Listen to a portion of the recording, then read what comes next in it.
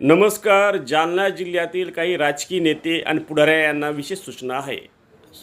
साप्ताहिक बुलंदसेना आणि टीव्ही बुलंदसेना ज्या नेते मंडळीकडे आमची बिलं बाकी आहेत, त्यांनी कृपया आमचे प्रतिनिधी आपल्याकडे आले तर त्यांना रिस्पॉन्स देऊन बिलं देण्याचे प्रयत्न करावेत. ज्या पद्धतीने आम्ही तुम्हाला मोठं करू शकतो त्या पद्धतीने आपण आणखी प्रगती करावी ही आई भवानीकडे प्रार्थना आहे. पण काही पुढारी आमची बिलं देण्यापासून आमच्या चॅनलच्या प्रतिनिधींना त्रास देत आहेत. अशा लोकांना आम्ही सूचक इशारा देतो आहे, जर आम्ही तुम्हाला मोठं करू शकतो तर तुमचा चेहरासुद्धा समाजासमोर आणू शकतो, हे लक्षात घ्या. कारण आमची पत्रकारिता सत्यवादी आहे, आमची भूमिका सत्यवादी आहे. महाराष्ट्राचे मुख्यमंत्री, देशाचे पंतप्रधानापासून तर सामान्य माणसापर्यंत सत्यवादी आवाज घेऊन आम्ही वाटचाल करतो आहे. आणि ते चॅनल म्हणजे टीव्ही बुलंदसेना नंबर 1 आहे. आपण या स्क्रीनवर बघू शकतात, पांडुरंगाची मुख्य प्रतिमा या चॅनलवर दिसत आहे.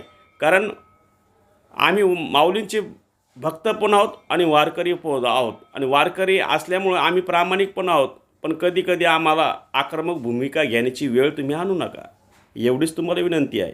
आता याच्यामध्ये काही आमचे जाहिरातदार आमदार आहेत, खासदार आहेत, जिल्हा प्रमुख आहे, तालुका प्रमुख आहे, जे आमची जाहिराती बिलं देत असतील त्यांना आम्ही धन्यवाद देतो आहे. जाहिरात लावणे हा आमचा उद्देश नाही, पण जाहिरात लावल्यानंतर आमच्या नेटवर्कच्या जे डिजिटल प्रतिनिधी असतील, अँकर असतील, वितरक प्रतिनिधी असतील, वार्ताहर असतील, या लोकांचं पेमेंट कसं करायचं, कमीत कमी ही बाजू आपण समजून घेतली पाहिजे.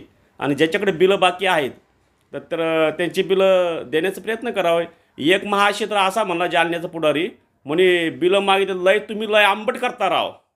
मग आता आंबट करताय म्हणलं तर तुझं नाव पण आम्हाला सांगावं लागेल.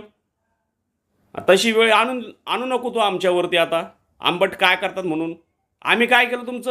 तुमच्या मुलाखती घेतल्या, तुम्हाला प्रसिद्धी दिली, तुम्हाला मोठेपण दिलं, आणि परत तुम्ही आम्हालाच म्हणतात लय आंबट करता रा. म्हणजे काय भानगडी आहे?